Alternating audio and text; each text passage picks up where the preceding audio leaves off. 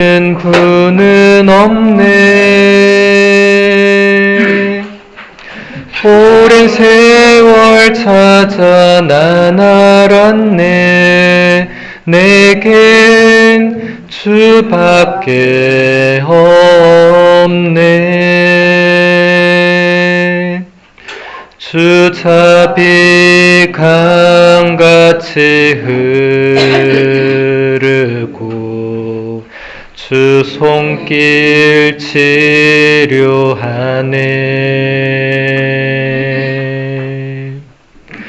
고통받는 자녀 품으시니 주밖에 없네. 주님과 같이 내 마음 만지는 분은 없네.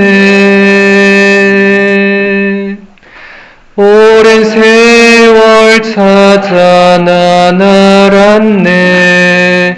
내겐 주밖에 없네.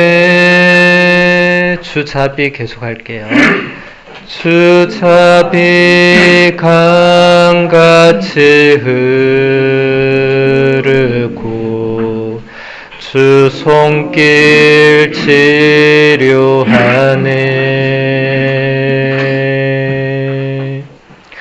고통받는 자녀 품으시니 주밖에 없네. 주님과 같이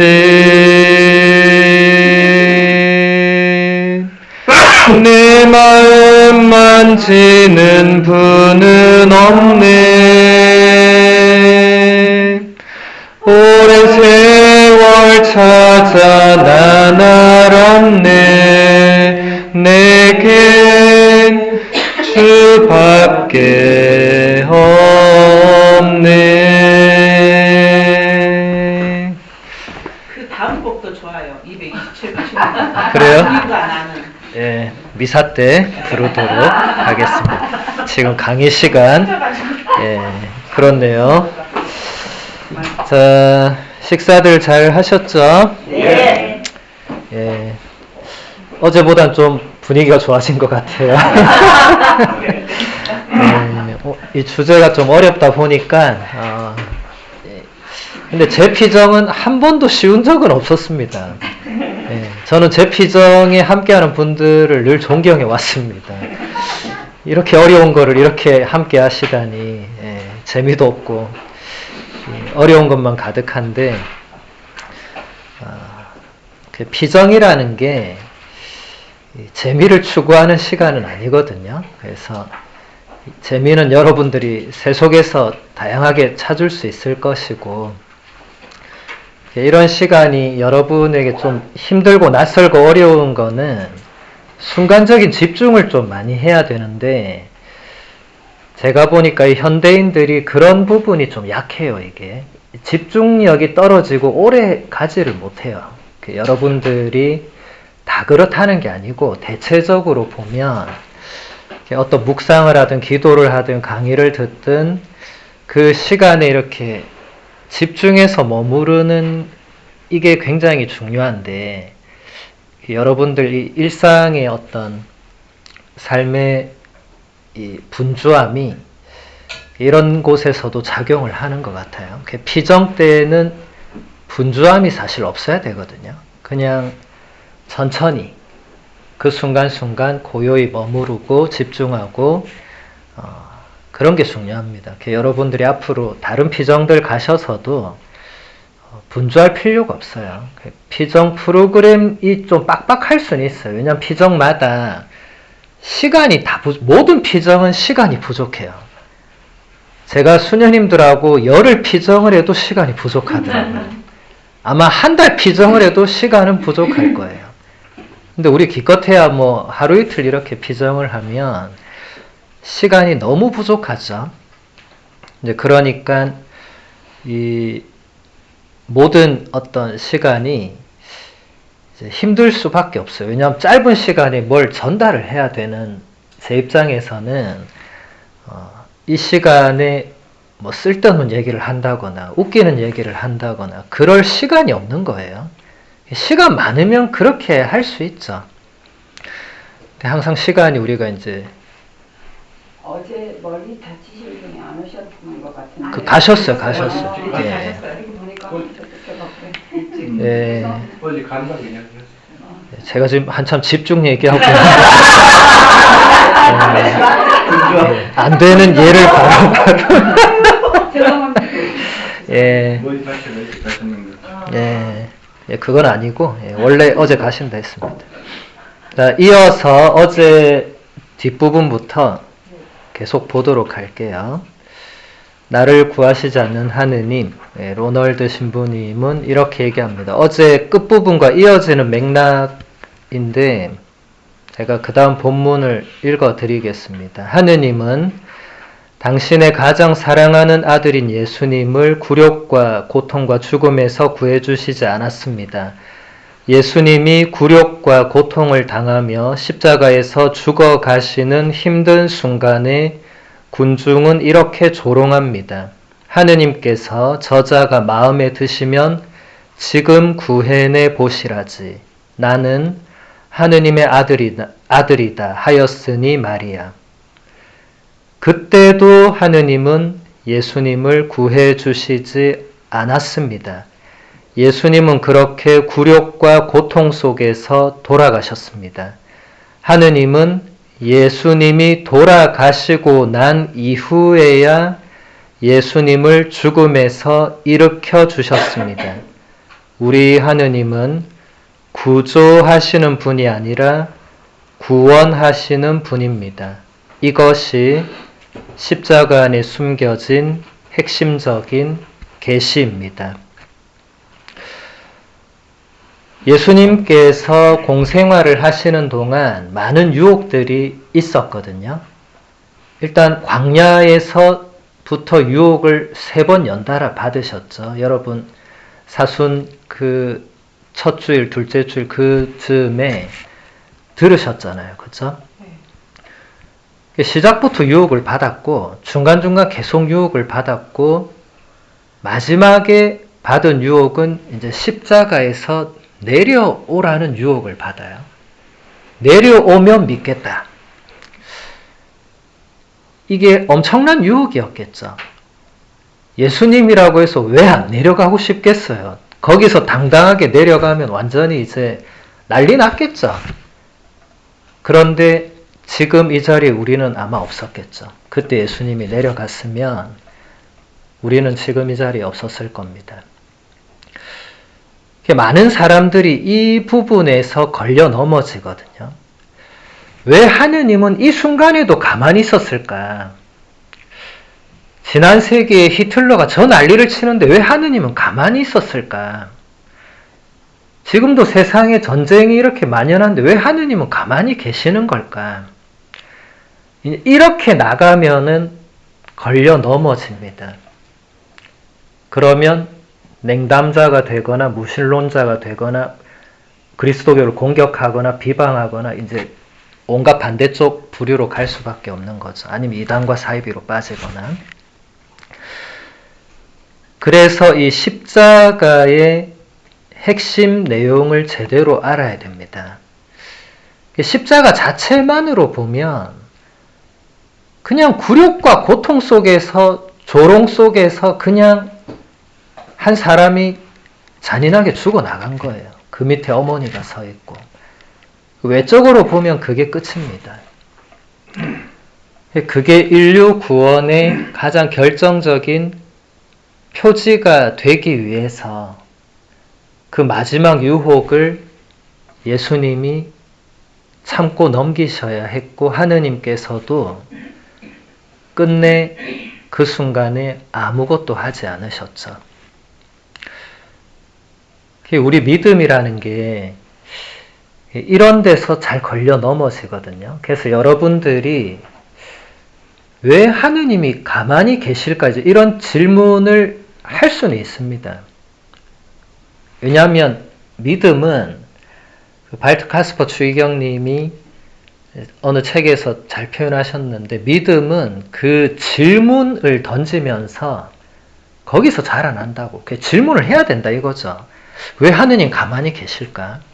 왜 하느님은 나를 구해주지 않을까? 왜 하느님은 나의 기도를 듣지 않으실까? 이렇게 질문하는 건 좋은 거예요.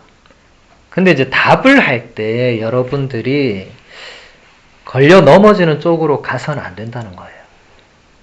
답을 여러분이 그냥 마음대로 답을 내리면 곤란하다는 거죠.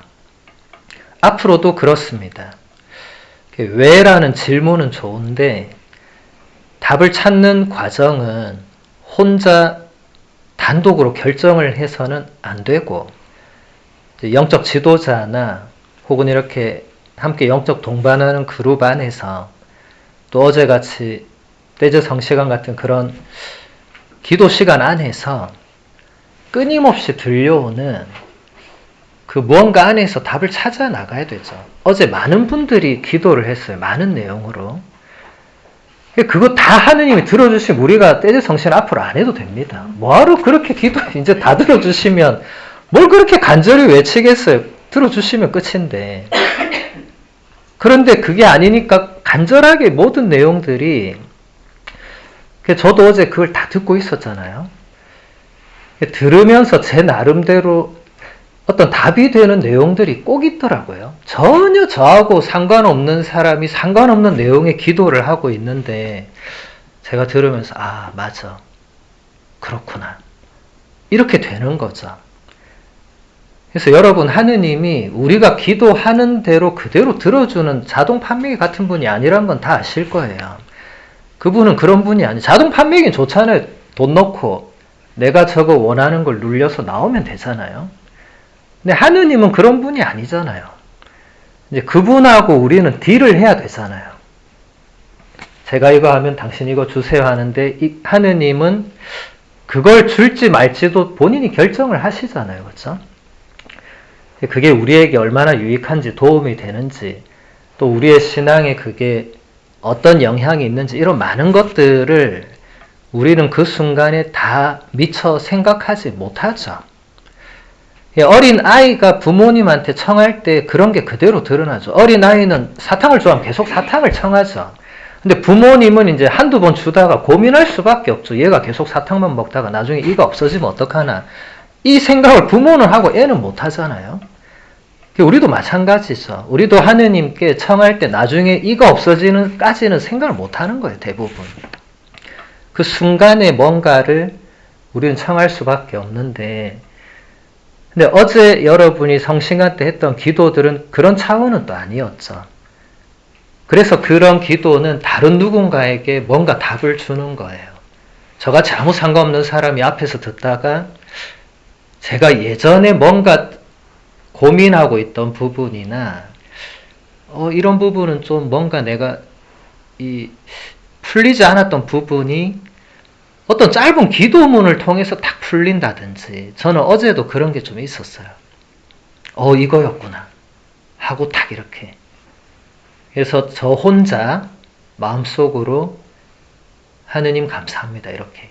아마 여러분도 어제 그 시간 안에서 뭐 각자의 또 어떤 체험들이 있을 수 있겠죠.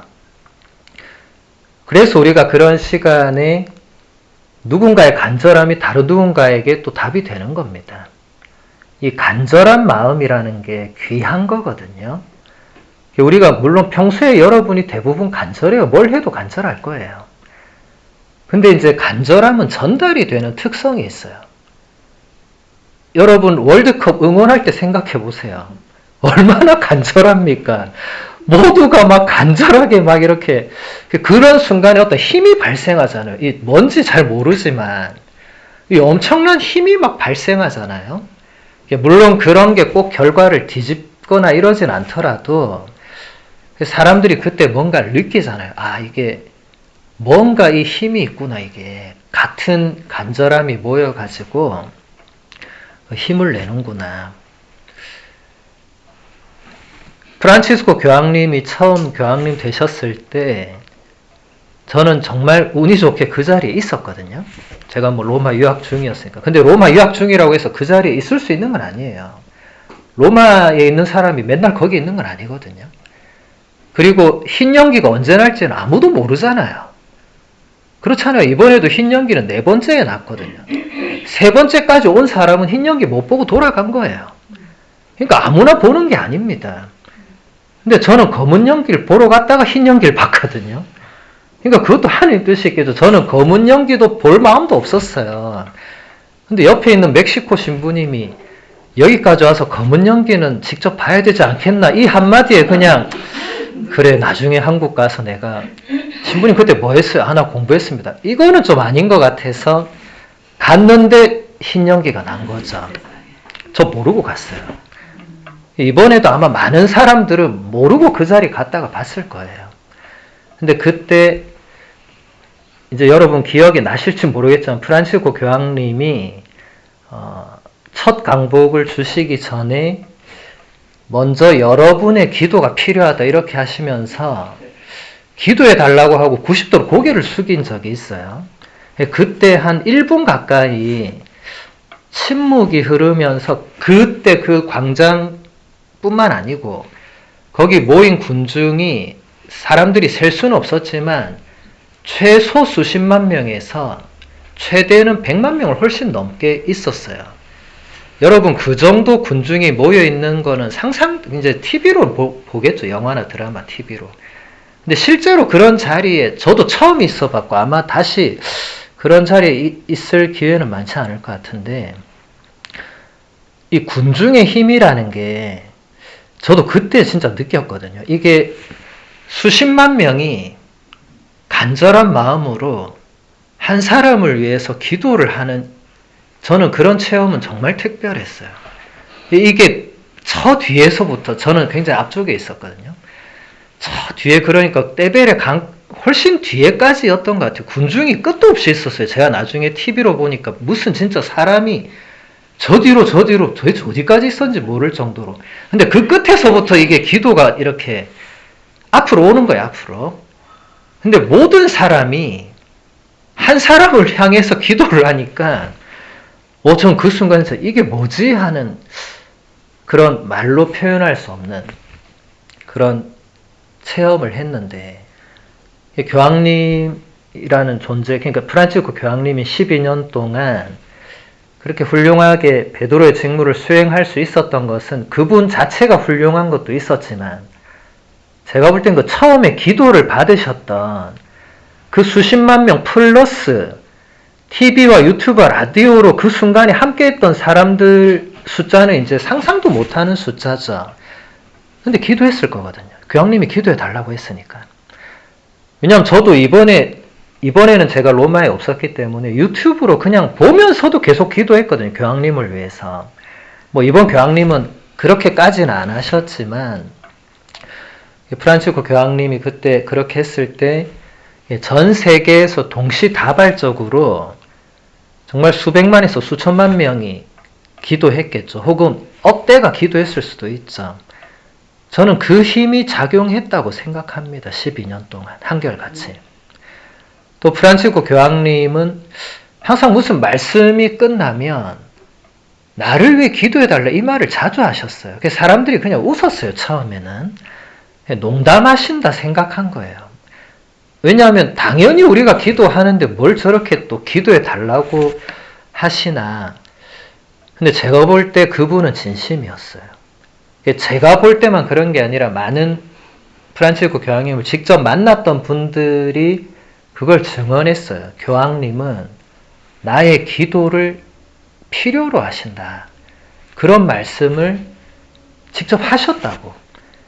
웃으면서 어떤 사람이, 제가 알고 있던 신부님이 이제 교황님하고 직접 이렇게 대면을 해서 이렇게 악수를 했는데 할 말이 없잖아요. 사실 교황님을 직접 눈앞에 보고 무슨 말을 하겠습니까? 뭐 사랑합니다 이런 말도 좀 어색하고. 그래서 그냥 그분이 교황님 당신을 위해서 매일 기도하고 있습니다. 이제 뭐 실제로 그러니까.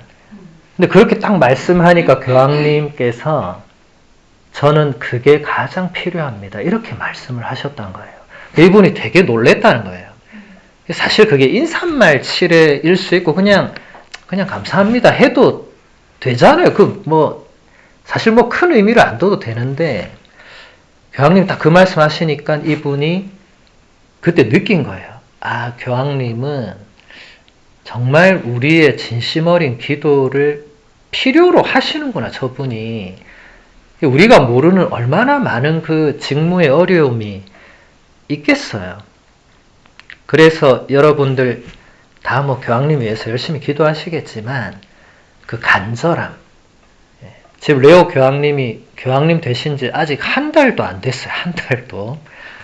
앞으로 저분 앞에 얼마나 험난한 여정들이 많겠어요. 지금에야 그냥 다 웃고 좋고 이렇게 하지만 얼마나 프란치스코 교황님도 얼마나 험난한 길을 걸었습니까? 뭔가 조금만 바꾸려고 하면 얼마나 기존의 그 보수적인 분들과 기존 꼰대분들이 교황님을 반대하고 미국의 추기경님들은 대놓고 반대하고 교황님 얼마나 머리 아프겠어요.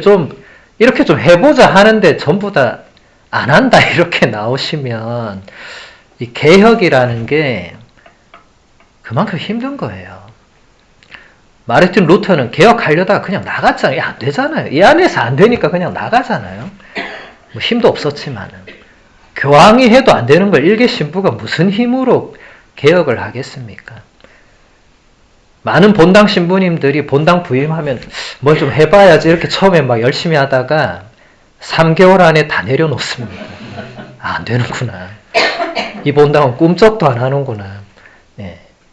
이게 우리가 서로가 함께 뭔가를 해나갈 때 당연히 의견이 맞지 않고 또 교황님이 하자 해도 밑에서 안 따르는 것도 이 다반사인데 우리가 뭔가를 함께 한다는 이게 지금 교황님이 지금 강조하시는 그 일치라는 게 이게 얼마나 어려운 일인지를 그래서 이게 얼마나 기도가 필요한 일인지를 새삼 느끼게 하죠.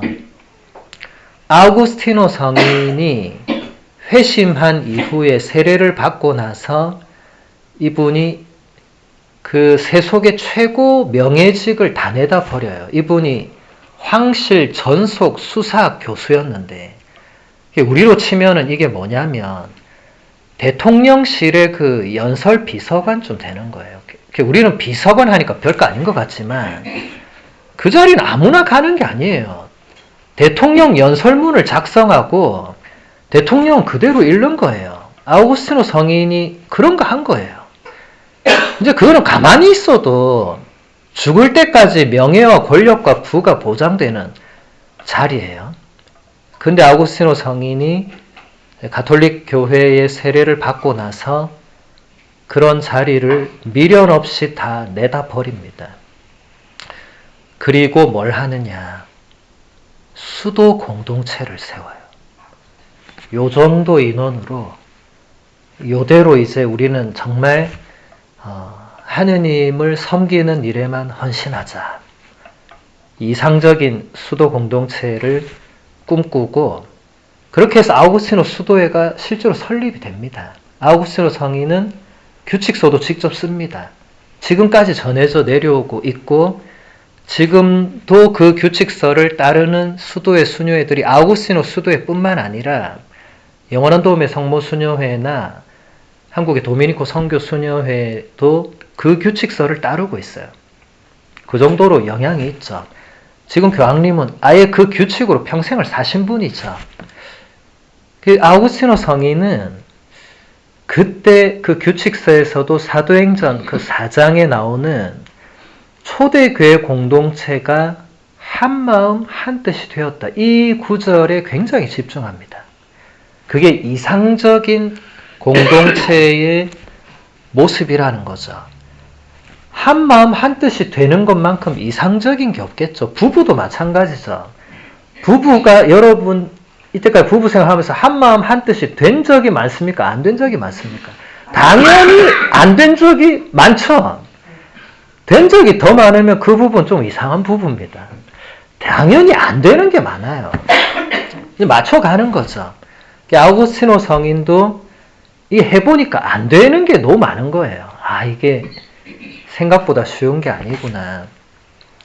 그래서 이 일치라는 이게 얼마나 힘들고 어려운가. 그 일치를 위해서 얼마나 우리가 기도하고 희생하고 양보하고 그렇게 해야 되는가. 여러분들이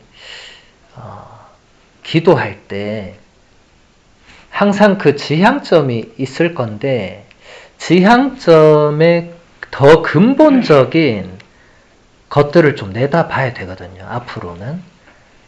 당장 누군가가 낫고 이런 기도 물론 중요하죠. 누군가 아플 때 당연히 기도해야죠. 그런데 이제 그런 거 말고 이제 공동체가 거의 함께 뭘 한다고 할 때 부부도 공동체니까 가정도 공동체고 본당도 공동체고 그럴 때 서로 기도하는 지향이 다를 거거든요. 누군가는 우리 공동체가 우리 부부가 우리 가정이 이렇게 됐으면 좋겠는데 누군가는 또 요렇게 저렇게 됐으면 좋겠고 이게 달라요. 그럴 때 궁극적으로 이게 일치를 향해서 가는 방향인지 아닌지를 보셔야 돼요. 내가 생각하는 게 더 좋을 수도 있는데 일치에 그 도움이 되는 방향이 아니라면 더 좋은 것도 내려놔야 됩니다. 그럴 때는. 일치되지 않는데 나 혼자 좋은 걸 끌고 갈 수가 없는 거죠. 프란치스코 교황님도 그걸 막 이렇게 끌고 가지 않았거든요. 프란치스코 교황님이 마지막에 하셨던 게 그 시노달리타스란 거예요. 여러분은 좀 생소한 표현이겠지만 이 시노드라는 표현이 있어요. 시노드. 이제 그리스어로 쉰 하면 이게 함께고 그리스어로 호도스 길이에요. 그러니까 쉰 호도스 시노드는 함께 길을 걷는 거예요. 함께 길을 걷는다는 건 단순히 그냥 같이 길을 걷는 게 아니고 같은 목표점을 향해서 같이 길을 가는 거예요. 그 목표 지점은 일치죠. 일치. 근본적으로. 그래서 이 함께 우리가 길을 가고 있잖아요. 지금 이 피정도 함께 우리가 길을 가는 여정이죠.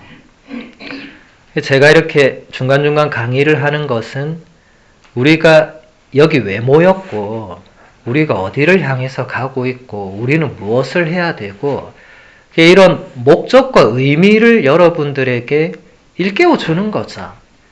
이런 책들도 마찬가지입니다. 이런 책들도 다 그런 목적을 가지고 있는 거죠. 그래서 이 간절함이 그럴 때 필요합니다. 여러분 로또 복권 사고 간절히 기도하는 그 간절함을 로또에만 하지 마시고 다른 부분에서도 조금 더 간절하게 우리 본당의 일치가 잘 안 된다고 느낀다면 조금 더 간절하게 일치를 위해서 기도하고 내가 그 일치를 위해서 할 수 있는 게 무엇인가를 또 찾아보고 또 이 지금 처음에 우리가 봤던 이 유혹이라는 부분 우리가 간절히 기도할수록 유혹이 또 슬그머니 붙게 돼 있어요. 이 악마는 안 열심한 신자는 거들떠 보지도 않습니다. 왜냐하면 전혀 위협이 되지 않아요. 그런데 열심한 신자들, 특히 이렇게 피정 끝나고 하나 이제 정말 간절히 기도해야지. 딱 그런 마음 먹을 때 탁 붙습니다. 붙어서 바로 유혹을 해요. 야, 내일부터 기도해. 너 지금 1박 2일 동안 고생했잖아. 오늘 하루 쉬고 내일부터 기도해 하면 사람이 그래, 나 지금 피정 갔다 왔는데 지금 바로 뭘 하면 무리가 올 거야. 그리고 탁 쉬거든요. 그럼 내일 아침 딱 되면 또 유혹이 옵니다. 야, 그 다음 또 내일부터 기도해. 단식도 마찬가지로 맨날 다이어트 내일부터 하잖아요. 그렇죠? 예. 오늘 결심했지만 안 하는 거예요. 유혹이 오는 거예요. 그래서 여러분들 중에 어떤 분은 악마가 나 같은 애를 뭐 건드리겠나. 평소에 안 건드립니다. 근데 이런 거 하고 나면 건드립니다. 이 위험하거든요. 피정하고 난 영혼은 이 위협적인 존재가 될 수 있죠. 일치에 도움이 되면 안 되거든요. 악마가 가장 싫어하는 게 일치입니다.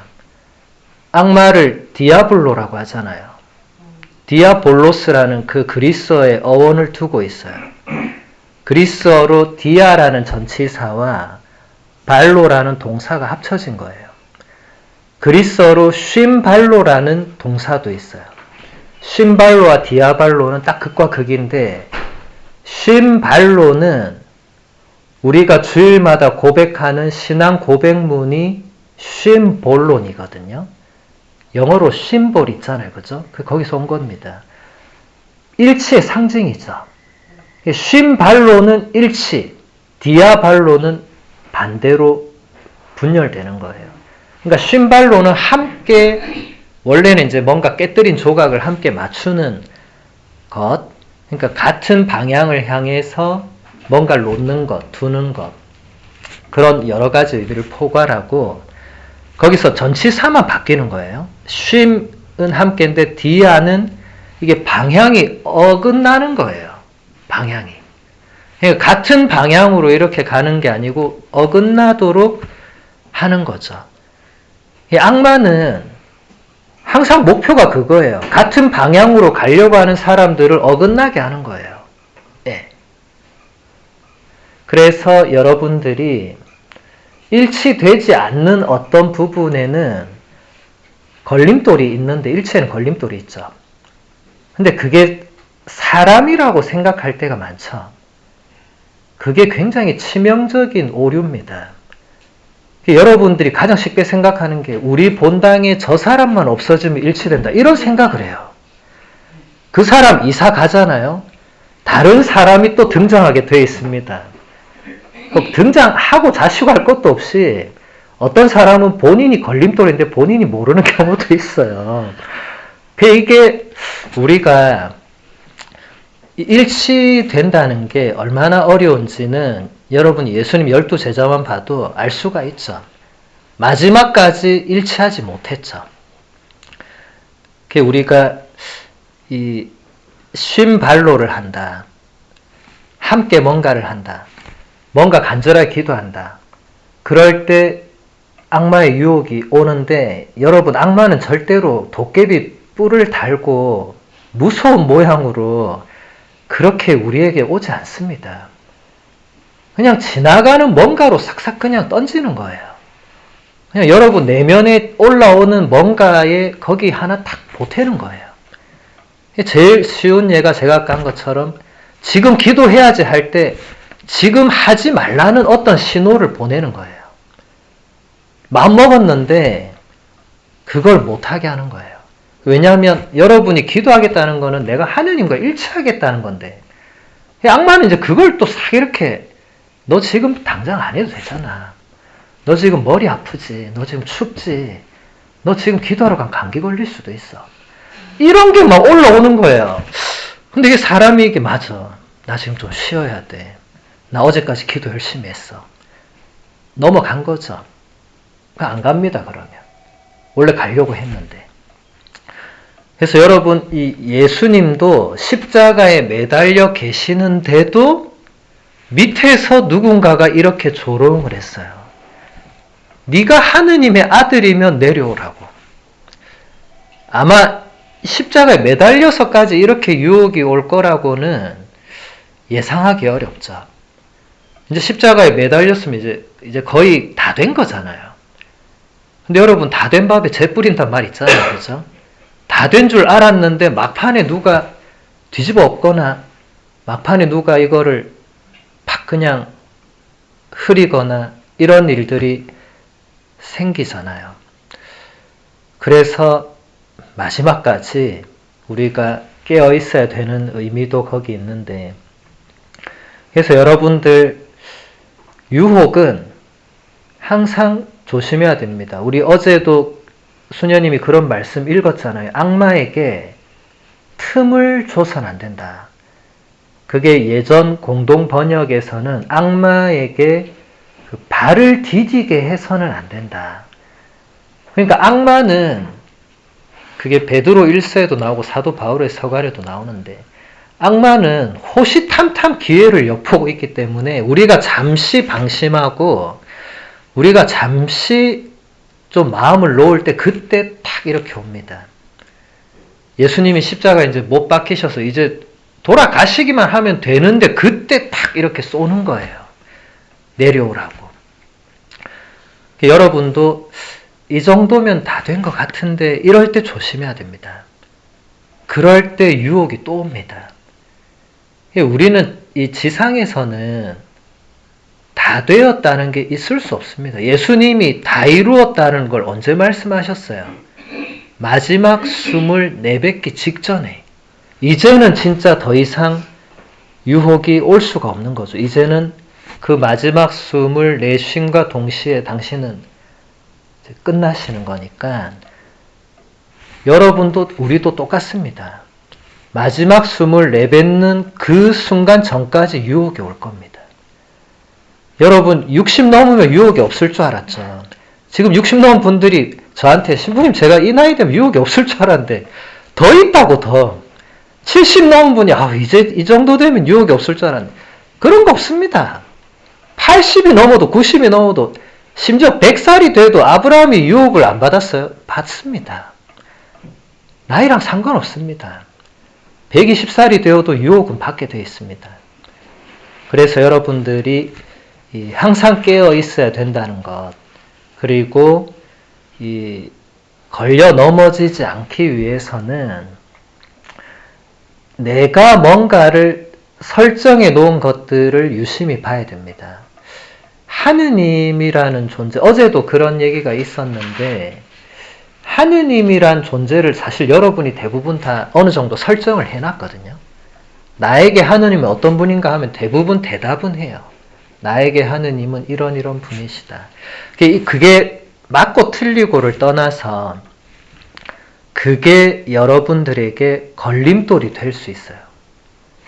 그래서 어제 로널드 신부님도 그래서 암흑의 순간이 올 거다. 네가 알고 있는 하느님이 그게 다가 아니라는 걸 알려주시고자 암흑의 순간이 올 거다. 아무리 기도해도 응답하지 않으시고 네가 아무리 외쳐도 부르지 않으시는 그런 때가 올 거다. 아까 우리가 성가 부르는 건 또 완전 반대의 의미죠. 주님과 같이 내 마음을 어루만져 주는 분이 없다고 노래하잖아요. 이 성가를 만든 사람의 체험이 거기 있겠죠. 그런 순간도 있죠. 그런 순간도 있고 또 안 그런 순간도 있는 거예요. 지상에서는 이게 어쩔 수 없는 거예요. 우리 인생이 그렇잖아요. 여러분 코엘렛이라는 구약의 그 책 읽어보세요. 기쁠 때가 있으면 슬플 때가 있고 울 때가 있으면 또 웃을 때가 있고 인생이 다 때가 있다고 하잖아요. 그죠? 모든 일에는 때가 있다고. 그래서 여러분들이 하느님이 이때는 나를 안 도와주고 이때는 나를 도와주고 그런 차원은 아니죠. 그분은 한결같은 분입니다. 아우구스티노 성인은 하느님의 그 한결같으심을 또 굉장히 강조했거든요. 왜냐하면 그게 또 일치의 근원이 됩니다. 하느님이 우리에게 한결같으시다. 그게 히브리어로 그 어근이 아만 이렇게 됩니다. 그래서 우리가 아멘 하는 것도 그 히브리어에서 그대로 온 거거든요. 아멘 하면 그게 뭔가 굳건하다는 거예요. 뭔가 한결같고 뭔가 흔들리지 않는. 그래서 여러분들이 기도할 때 아멘 하는 것은 그 앞에 기도한 내용에 대해서 나는 그대로 믿는다 이거거든요. 그게 그리스어로 넘어오면 이게 피스토스라는 단어로 번역을 했어요. 피스토스. 그리고 그게 라틴어는 피델리스로 번역을 했어요. 영어는 그게 faithful 이렇게 번역을 했어요. 여러분 우리 신자를 faithful이라고 하잖아요. 신자는 하느님을 믿는 사람도 당연히 포함되지만 하느님께 충실한 사람, 하느님께 한결같은 사람. 왜냐하면 하느님이 우리에게 한결같으시니까. 여기서 한결같다는 게 이런 어떠한 유혹에도 흔들리지 않을 수 있고, 그러려면 본인이 하느님이 왜 나에게 이러실까 하는 이것을 뛰어넘을 수 있어야만 그 한결같음이 유지가 되겠죠. 여러분 아마 부부들도 느끼겠지만 평생을 한 사람에게 그 한결같이 사랑과 신의를 지킨다는 게 어렵잖아요. 쉬운 일이 아닙니다. 근데 여러분 세례를 받으면서 이제 하느님께 한결같이 살기로 서원을 했잖아요. 혼인 때도 서약했고 세례 때도 서약했잖아요. 서약했으면 죽을 때까지 지켜야 되는 겁니다. 여러분 세례는 되돌릴 수가 없어요. 지금 후회해도 소용없어요. 여러분은 세례를 이미 받았기 때문에 안 받을 걸 이렇게 해도 소용이 없습니다. 이미 받았습니다. 세례 받으면 뭐가 남아요? 인호가 남잖아요. 저한테 줌 강의 들으신 분들은 얼마 전에 배우셨을 건데 날인이 박힌 거예요. 인장이 새겨진 게 어제 로널드 신부님도 낙인이 찍혔다고 했잖아요. 이게 안 없어지는 거예요. 여러분이 지우고 싶어도 지울 수 없는 거예요. 냉담자들이 냉담한다고 해서 세례성사가 사라지는 게 아닙니다. 그냥 본인이 그걸 그냥 부정할 뿐이죠. 그게 제가 이런 뉘앙스로 얘기하면 좀 여러분이 그걸 부정적으로 받아들일 수 있는데 로널드 신부님도 그렇고 저도 그렇고 그건 부정적인 의미로 말씀드리는 게 아니라 그게 하느님께서 언제나 우리와 함께 계신다는 표지로 거기 새겨진 거죠. 우리는 하느님과 늘 함께 있지 않을지라도 그분은 언제나 우리와 함께 계시기 때문에 그 표지가 되는 거죠. 그래서 여러분 세례성사와 이 신앙생활은 그냥 무거운 짐 같은 게 아닙니다. 많은 신자들이 냉담하는 분들이 그런 느낌들을 가지고 있는 것 같아서 저는 참 안타까워요. 왜 그렇게까지 됐는지 잘 모르겠는데 다 그냥 힘겨운 거예요. 신앙생활 하는 것도 힘들고 제가 볼 때는 비교하는 대상이 너무 다른 게 아닌가. 제가 이 집에 올 때마다 이 비교 얘기를 꼭 하는 것 같아요. 비교하려면 성인 성녀하고 자신을 비교해라.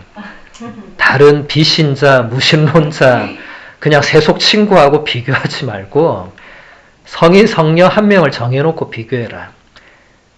그게 저는 우리가 이 세례서약에 충실할 수 있는 하느님과의 그 관계에 충실할 수 있는 그 길이 아닐까. 여러분 주위를 둘러보면 여러분이 힘들 거예요. 근데 성인 성녀들을 둘러보면 여러분이 전혀 힘들지 않다는 걸 알게 될 거예요. 저는 자주 성인 성녀들을 보면서 지금 내 삶을 돌아보면 저는 그분들의 삶을 전혀 따라가지 못하기 때문에 더 반성을 하게 되고 그런 좋은 효과가 있습니다. 프란치스코 교황님이 기뻐하고 즐거워하여라라는 그 권고에서 보면 누구나 성인이 될 수 있다 그런 말씀하시잖아요. 그러면서 유명한 말씀을 하셨잖아요. 뒷담화만 하지 않아도 성인이 될 수 있다. 여러분 제발 남 없을 때 남 얘기하지 마라. 그것만 하지 않아도 충분히 성인 성녀가 될 수 있다. 물론 그거는 거기서 핵심적인 내용은 아니었고 거기서 핵심은 그러니까 이건 한마디로 말하면 모델을 성인 성녀로 잡으라는 거죠. 평신도들도 신부 수녀만 거룩하게 되라고 부름받은 게 아니고 모든 그리스도인은 거룩함으로 부르심을 받았기 때문에 그러니까 제가 이때까지 했던 말과 프란치스코 교황님께서 그 권고에서 하셨던 말씀은 일맥상통하는 거예요. 성인 성녀들과 비교하라는 건 결국 그분들을 각자의 롤 모델로 삼으란 거죠. 여러분들의 그 세례명의 수호 성인을 따르든지 아니면 여러분이 또 개인적으로 좋아하는 성인 성녀들을 보든지 어쨌든 그분들을 보면서 지금 내 모습하고 그분들의 살았던 모습하고 같이 놓고 보면 됩니다. 그러면 내가 이 부분이 지금 부족하구나 이런 것을 바로 느끼게 되죠.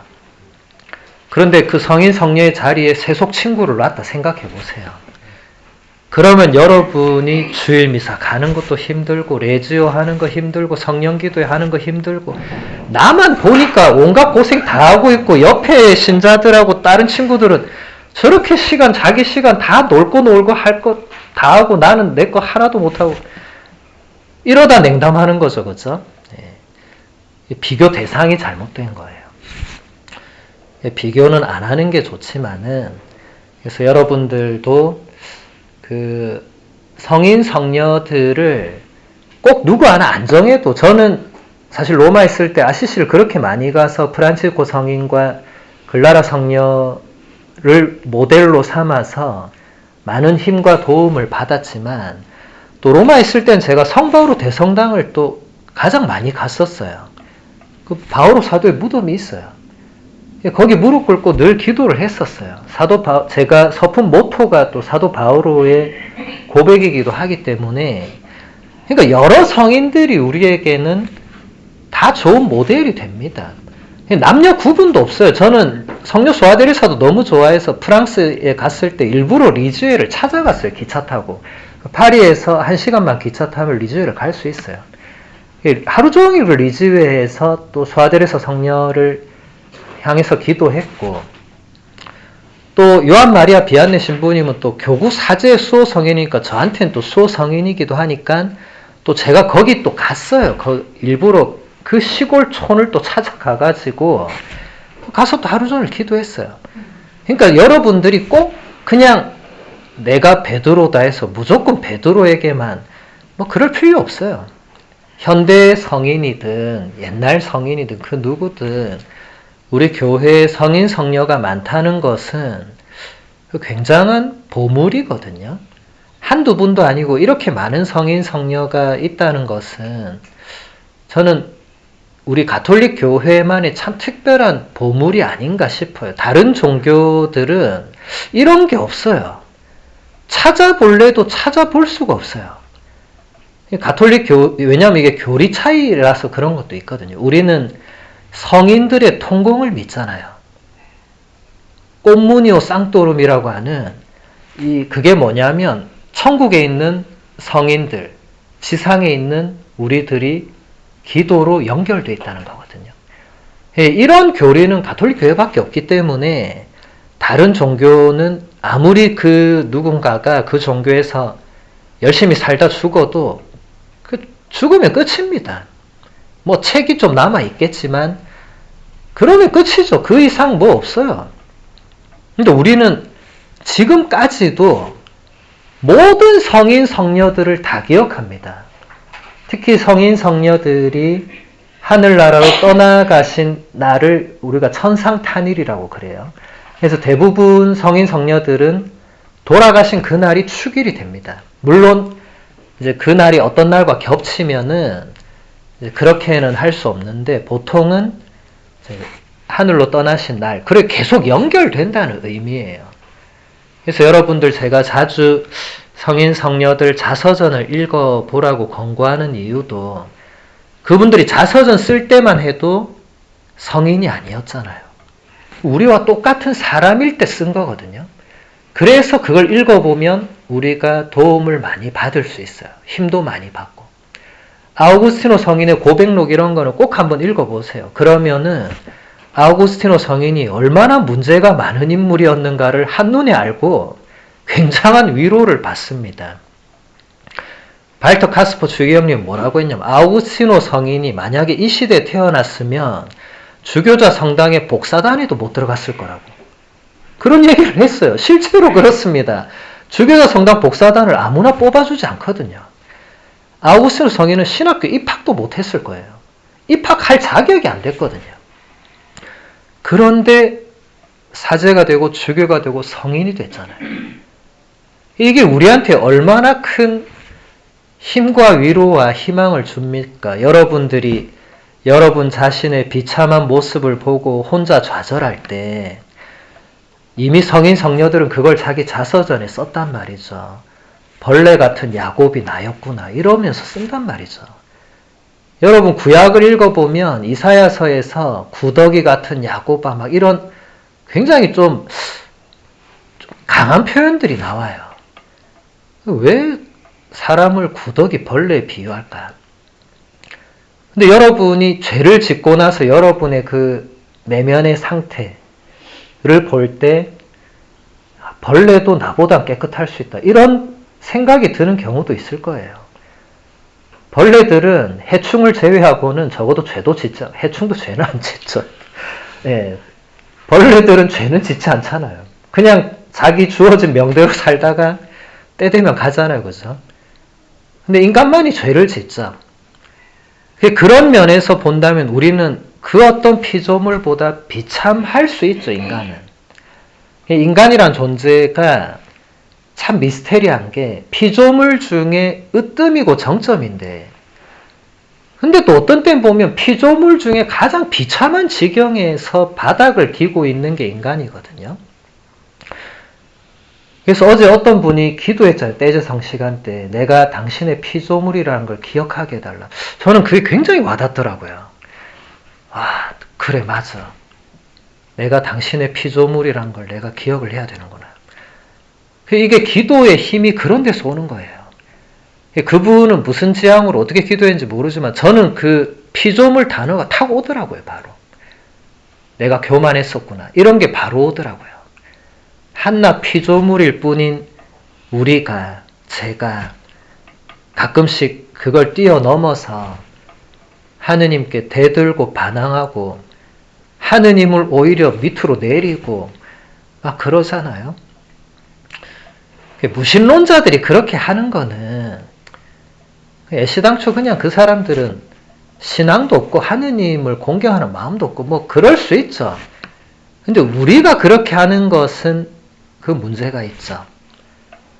여러분, 하느님을 여러분이 들었다 놨다 하면 안 되잖아요. 근데 우리가 자주 그러거든요. 기도할 때도 그렇고. 그래서 떼제성 시간 같은 게 좋은 게 뭐냐면 기도를 듣다 보면 정화되는 부분이 있어요.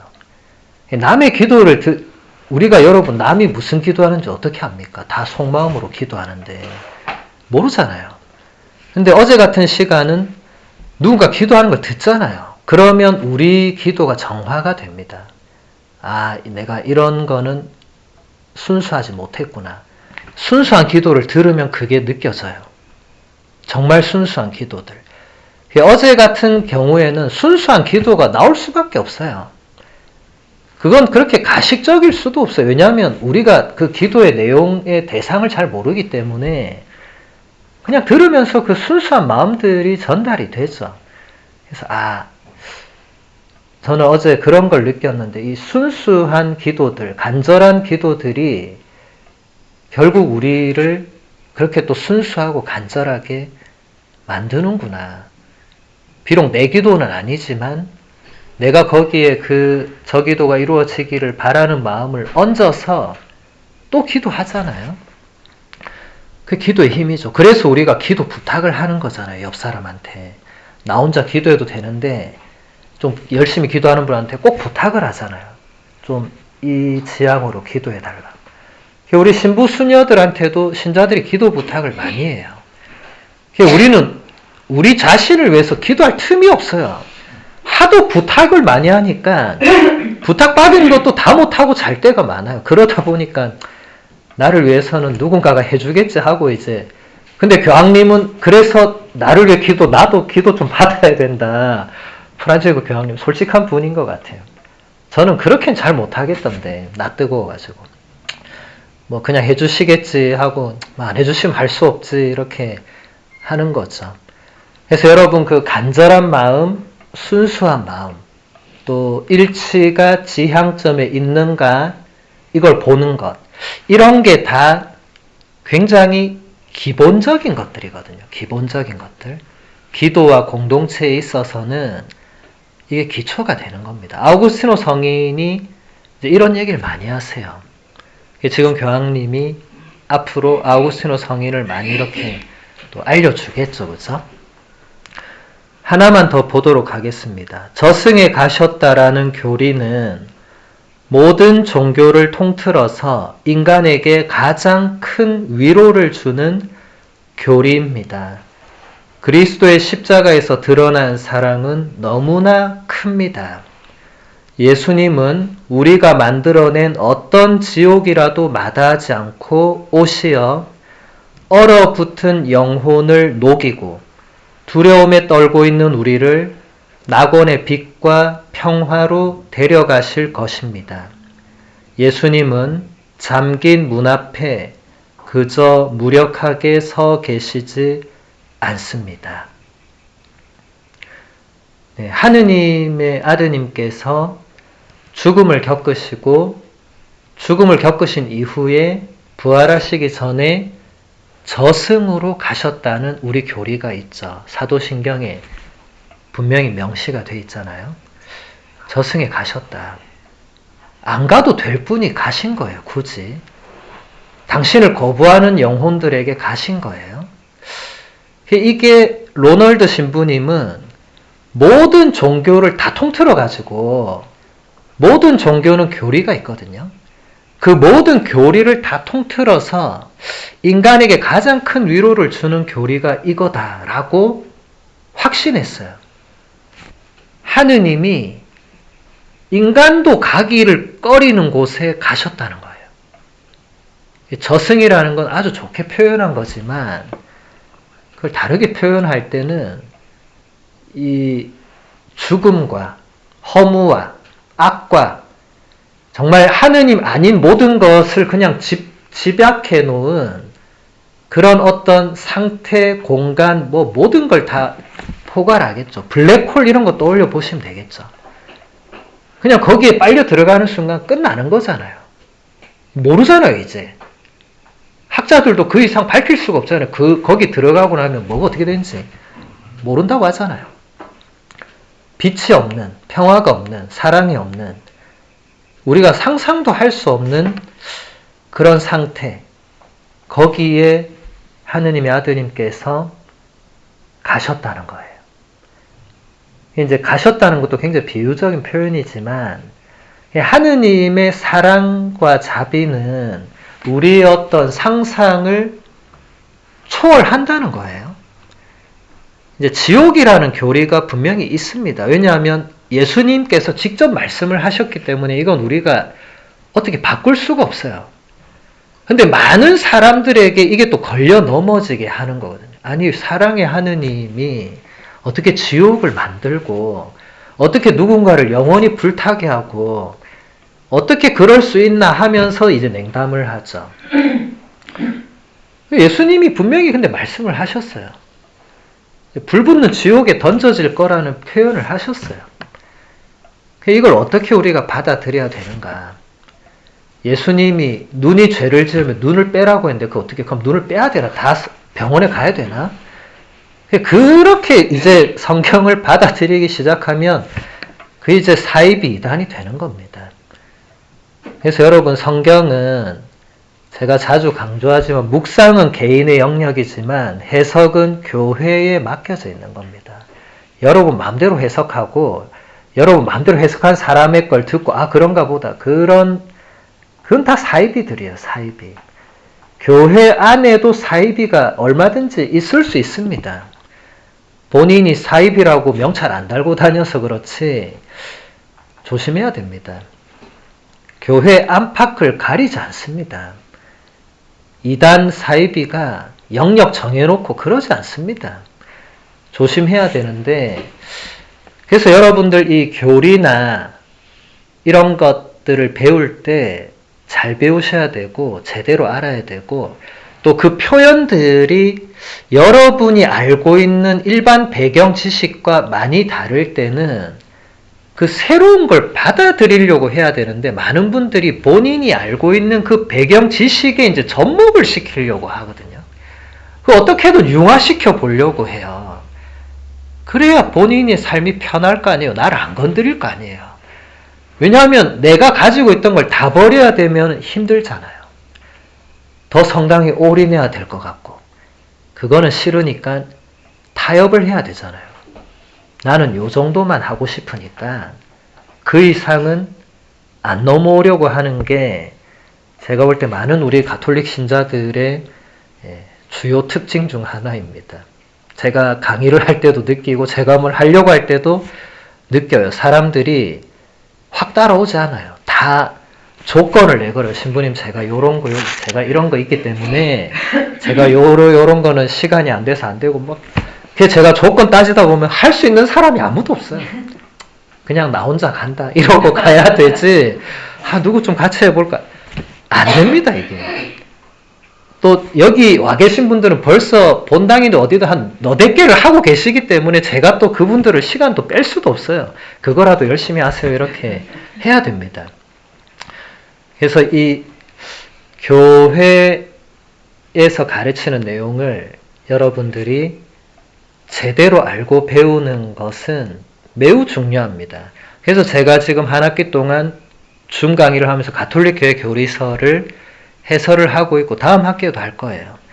근데 그거 가지고는 어림택도 없어요. 제가 지금 해보니까 가톨릭 교회 교리서가 이렇게 방대한데 한 학기에 보니까 그냥 진짜 맛만 보는 거예요. 근데 신자들은 그것도 세상에 태어나서 처음 봤다는 거예요. 교리서에 그런 내용이 있다는 것조차도 몰랐다는 거예요. 집에 가톨릭 교회 교리서가 있는 사람도 거의 없어요. 가톨릭 교회 신자인데 가톨릭 교회 교리서가 없는 거예요. 이런 현실에서 여러분들이 교리를 잘 모를 수밖에 없잖아요. 교리서도 없는데. 교리서가 없는데 교리를 어떻게 합니까? 이제 그러다 보니까 혹하는 거예요. 옆에 사람이 뭐 하면 저런가 보다. 또 이 사람이 뭐라고 하면 그런가 보네. 이렇게 되는 거죠. 한결같을 수 없는 거죠. 그래서 여러분 하느님이 이 저승에 가셨다는 표현을 제가 지금 뭐 다 설명할 시간은 없고 아마 다음에 다른 루트를 통해서 접할 기회가 제가 찾아보고 있으면 하나 보내드릴 테니까 제가 아마 교리나 강의를 했을 거예요. 이 부분 관련해서는 이런 부분은 성경에 명확하게 나오지 않는 부분들이고 이제 이런 것은 이제 교부들의 해석과 이제 교리서의 설명과 또 그 교리서의 설명을 해설하는 이제 이런 것들을 볼 수밖에 없거든요. 성모님의 승천 이런 거 다 마찬가지입니다. 성경에 전혀 없죠. 성경에 없지만 우리 교회가 계시의 원천으로 받아들이는 것이 성전입니다. 거룩한 전승. 거기서 중심은 교부들입니다. 그래서 제가 어제 계속 교부들이 앞으로 중요하다. 지금 교황님, 전임 교황님이 계속 교부들을 재소환해서 신자들에게 그분들의 그 정신을 전달하시기 때문에 우리도 이어받아서 배워야 된다. 제가 이제 한국을 가면 이제 많은 분들이 이제 걱정을 하세요. 미국에는 우리는 어떡하냐. 요즘은 이제 온라인이 있으니까 뭐 줌 강의든 또 뭐 유튜브